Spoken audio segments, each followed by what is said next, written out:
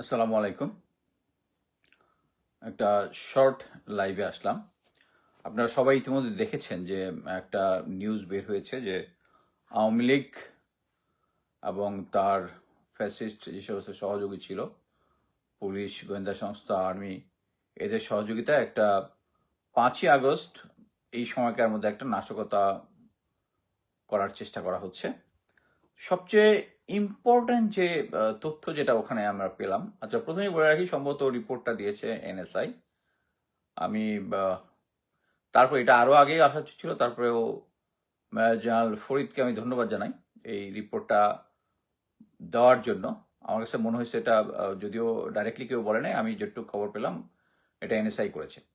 এখানে একটা important factor হচ্ছে, ওই তথ্য অনুযায়ী 8ই জুলাইতে একটা 400 জনের আওয়ামী লীগের ক্যাডারকে দেশের বিভিন্ন জায়গা থেকে এসে একটা ওয়ার্কশপ করিয়েছে একটা এনজিওর নামে, একটা কনভেনশনাল সেন্টারে।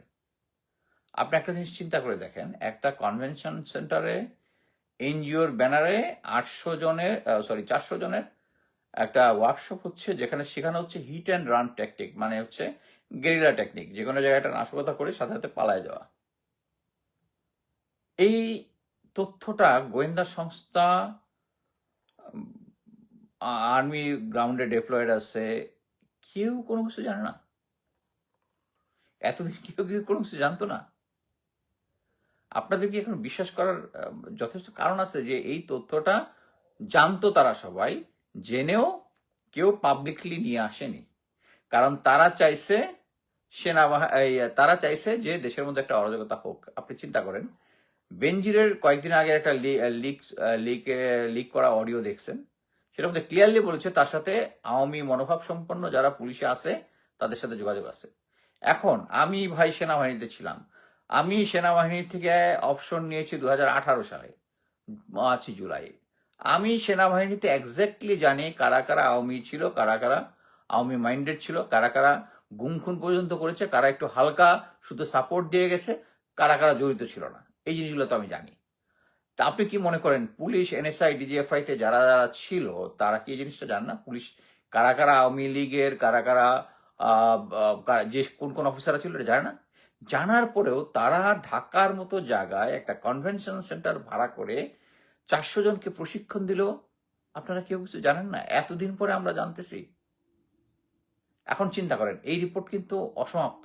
অসমাপ্ত কি জন্য আমি বলি, যে আপনি একটা দেখেন, আপনি খবর পেয়েছেন এই কনভেনশন সেন্টারে 400 জনের একটা ট্রেনিং হয়েছে। আপনার গোয়েন্দা সংস্থা বা পুলিশ যারাই আছে, সাথে সাথে তাদের যাওয়ার কথা কনভেনশন সেন্টারে। কনভেনশন গিয়ে বলবে তুমি 8 তারিখে কাকে ভাড়া দিছিলা, তারা বলবে যে অমুককে ভাড়া দিছিলাম।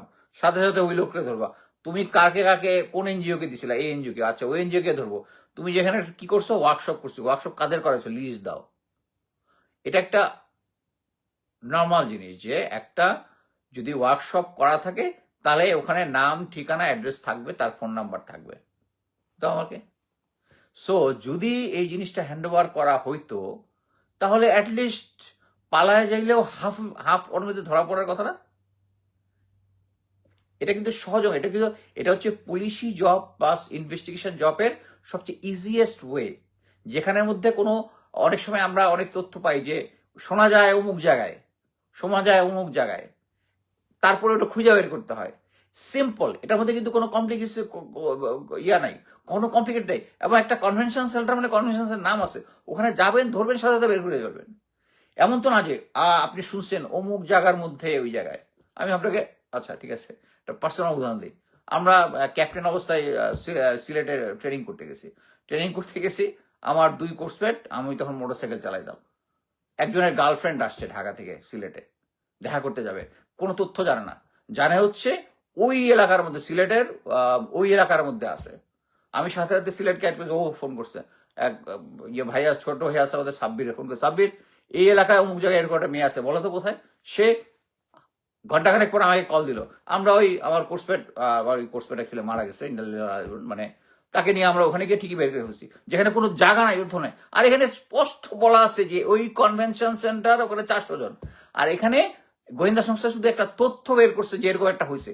আরে ভাই, you are suppose to get everyone arrested by now. এর কারণটা কি? কারণ হচ্ছে আইন শৃঙ্খলা বাহিনী, প্রশাসন থেকে শুরু করে যারা যারা আছে সবাই ওদিক থেকে, এবং Awami League spending money from outside. রিপোর্টটা দেখেছেন কিনা যে কি ফারুক খানের ভাই যে সামিট গ্রুপের যে আছে, সে মানি ম্যানেজমেন্ট করতেছে এখানে সুইজারল্যান্ডে থেকে, ওখানে বসে বসে মানি ম্যানেজমেন্ট করে। আর আমরা হচ্ছে একটা কি বলবো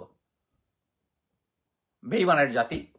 আমরা ওই টাকাগুলা খায়া একটা ইনফরমেশনের অর্ধেক দিচ্ছি, বাকি আমরা কনফার্ম যেখানে ওখানে গিয়ে আমরা যেখানে ওই লিস্ট 400 জনের লিস্টটা আদায় করে ওই এনজিওর কাছ থেকে কাদের ব্যানারে আসছে কইরা আমাদেরকে সবগুলাকে ধরে এখন ইয়া করার কথা। আর মনে করেন এমন হইতেই পারে যে প্রথমে তারা দিতে চাবে না, ইয়া যাবে না। বাট আমি একটা জিনিস বলি, এই সমস্ত জায়গায় you have to be ruthless, যেভাবে আওয়ামী লীগ রুথলেস হয়েছিল। কারণ তারা এখানে হচ্ছে দেশ। একটা জিনিস মনে রাখবেন যে আমরা মানব অধিকারের কথা বলি আর কথা বলি, অবশ্যই মানব অধিকার আছে, কিন্তু where is against the country. আপনারা মনে রাখবেন, কোনো দেশে কিন্তু কোনো দেশ স্পাই ধরা পড়লে তার কিন্তু কোনো হিউম্যান রাইটস নাই, তার কিন্তু হিউম্যান রাইটস নাই। কারণ সে এই দেশে, এবং এই দেশে সে নাশকতা করার চেষ্টা করতেছে। এই যে গ্রুপটাকে আছে, ওই গ্রুপটাকে এখন আমরা ধইরা তাদেরকে আইনের আওতায় আনতেছি না। এর কারণ সবাই রয়ে গেছে। কেন রয়ে গেছে?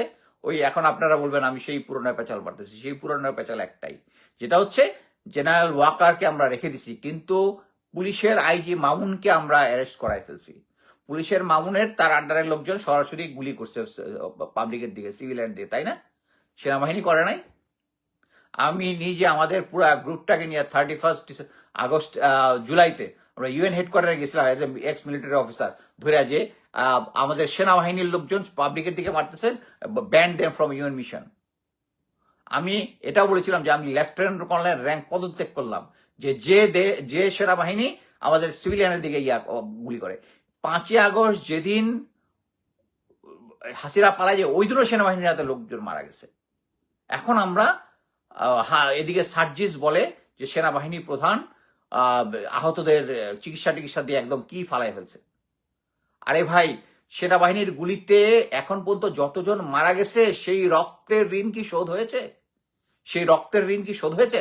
সার্জিস কি তার হিসাব নিয়ে নিছে যে যতজন সেনাবাহিনীর গুলিতে মরেছে, 7.62 মিলিমিটার রাইফেলের গুলিতে মারা গেছে, তাদের হিসাব কিতাব সব হয়ে গেছে, ঋণ শোধ করে দিছে জেনারেল ওয়াকার?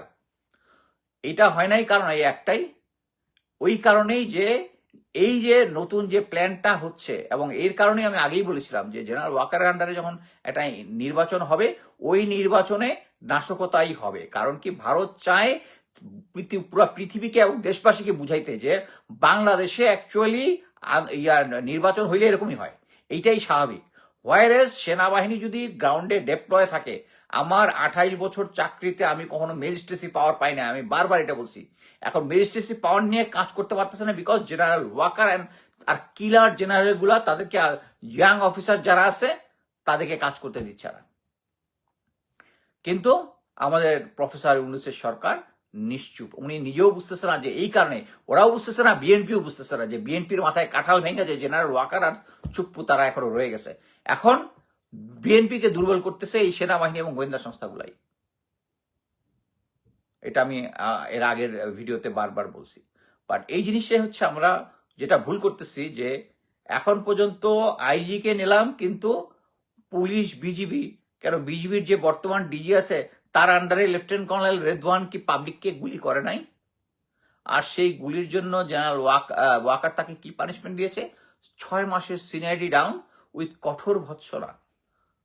এবং একটা রিপোর্টে আমি দেখলাম যে ওই জেনারেল যেখানে কর্নেল রেদওয়ান গুলি করেছিল, ওখানে ওই ওই দিন 20 থেকে 21 জনের মতো লোক মারা গেছে। একজন খুনিকে আপনি দিলেন 6 মান্থ সিনিয়রিটি ডাউন। আর এখন তো আমরা দেখতেছি আপনার শ্যালক আহসান কবিরকে আপনি ব্রিগেডিয়ার জেনারেল বানাই দিচ্ছেন। সো সরকার এবং এনসিপি যারা এই মানে গ্যাঞ্জামের মধ্যে থেকে জেনারেল ওয়াকারকে অ্যাকসেপ্ট করেছে, তাদের ভাগ্যে যেটা আছে, এটা হচ্ছে আমরা বারবার বলে পারবো না। এবং একটা জিনিস বুঝতে হবে যে জেনারেল চুপ্পুকে রেখে দিছে, জেনারেল ওয়াকারকে রেখে দিছে, এই মুহূর্তে সরানো যাচ্ছে না। কেন? একটা এটা হচ্ছে একটা এইজ ওল্ড কথা। এটা হচ্ছে প্রথম আপনারা যদি শোলে মুভিটা দেখেন, লোহা গরম হ্যাঁ হাতোরা মার দো, ওই সঞ্জীব কুমার বলতেছিল অমিতাভ আরিয়াকে। কারণ কি, এই যে সিচুয়েশনটা হইলো, মাইলস্টোন কলেজে যে বিমানটা ডাউন হইলো, এবং এতে সবাই আমরা জানি যে এটার মধ্যে একটা করাপশন ছিল, মেনটেনেন্স ঠিক মতো ছিল না, মেনটেনেন্সের এর আগের যে সেরা প্রধান ছিল সে 3,000 কোটি টাকা মেরে নিয়ে চলে গেছে। নিজে খায় নাই, এর বেশিরভাগই শেখ হাসিনা খাইছে, বাট সেটাতে সহায়তা করছে। এবং বর্তমান বিমান বাহিনীর প্রধান কি খুব ভালো? উনি কি শেখ হাসিনাকে পালায় যেতে সাহায্য করেন নাই? উনি কি আগের সেনা বিমান বাহিনীর প্রধানকে বলছিলেন যে আপনি এই টাকাগুলো মারবেন না? উনি কি কমান্ড ইয়াতে ছিলেন না? সো এই সিচুয়েশনে কিন্তু প্রফেসর ইউনুস ইচ্ছা করলে 3 বাহিনীর প্রধানকে স্যাক করতে পারতো। দেশের পুরো জনগণ তার সাথে থাকতো। চুপ্পু সাইন করবে না, তার বাপে সাইন করবে। যদি আপনি সাইন করে মিডিয়াতে অর্ডারটা পাঠান যে I just sack 3 army 3 forces chief, সবাই আপনার পাশে থাকতো। সো প্রফেসর ইউনুস মানে আপনার কাছে আমাদের যে প্রত্যাশা ছিল, আপনার প্রত্যাশা আপনারা কিছুই পূরণ করতে পারেন না। এবং এই দেশ অ্যাকচুয়ালি বর্তমানে এই যে তথ্যটা নিয়ে আমরা কি বসে থাকবো? আমরা কি তথ্যটা নিয়ে বসে থাকবো যে 400 জন লোক ট্রেন হয়েছে হিট অ্যান্ড রান ট্যাকটিক্সে, গোয়েন্দা ট্যাকটিক্সে, ঢাকার মতো জায়গায় আমাদের গোয়েন্দা সংস্থা জানে না? আপনার তো এখন উচিত প্রতিটা গোয়েন্দা সংস্থা থেকে শুরু করে সেনাবাহিনী গ্রাউন্ডে আসা প্রত্যেককে ফায়ার করা। এই তথ্য কেন জানি না, এবং এখনো কেন আমি 400 জনকে অ্যারেস্ট করতে পারি, অ্যাটলিস্ট হাফ অফ দেমকে কেন অ্যারেস্ট করতে পারি নাই? আর এদিকে আমাদের দেশের জন্য জীবন দেওয়া সার্জিস আলম সেনাপ্রধানের ইয়া নিয়ে যে সেনাপ্রধানের গুলিতে, যে সমস্ত আদেশের গুলিতে যে সমস্ত জনগণ মারা গেছে, এদের রক্তের ঋণ পরিশোধ হয়ে গেছে। অ্যাকচুয়ালি আমি ভাবতেছি যে এগুলা বইলা তো আর কোনো লাভ হবে না। আমার এইটাই মনে হয়, এর আগে আমি একবার বলছিলাম যে প্রফেসর ইউনুস আপনি যদি না পারেন অ্যাকচুয়ালি তাড়াতাড়ি নির্বাচন দিয়ে দেন, এটাই ভালো। আমাদের ভাগ্যে যেটা আছে ওইটাই হবে, কারণ আপনি তো কিছু পারতেছেন না। আপনি তো এই ফেসিবাদের যে যারা আছে তাদেরকে জেনারেল ওয়াকারকে সেই 9 ডিবেট জিওসি এখনো তাকে রেখে দিচ্ছেন, বিজিবি রেখে দিচ্ছেন, কমান্ডারগুলো রেখে দিচ্ছেন সবগুলা। এই যে কেন তাদেরকে এতদিন পর্যন্ত জেনারেল ওয়াকার রাখছে, এই যে 5ই আগস্টের সময়, আমি বিশ্বাস করি তারা সফল হবে না, কিন্তু তারা চেষ্টা তো করতেছে। এই যে লোকগুলা একটা এনআরকি সিচুয়েশন তৈরি করবে, একটা এনআরকি সিচুয়েশন দেখবেন আর্মি পাওয়ার নিয়ে একদম মোটামুটি কন্ট্রোল হইয়া এরপরের দিন দেখবেন যে আপা চলে আসবে। আপা আসবে না, বাট আমি জাস্ট বলতেছি যে এরকম একটা সিচুয়েশন। এবং জেনারেল ওয়াকার হচ্ছে সমস্ত গ্যাঞ্জামের মূল। আল্লাহ জানে বাংলাদেশের কি হবে। আল্লাহ হাফেজ।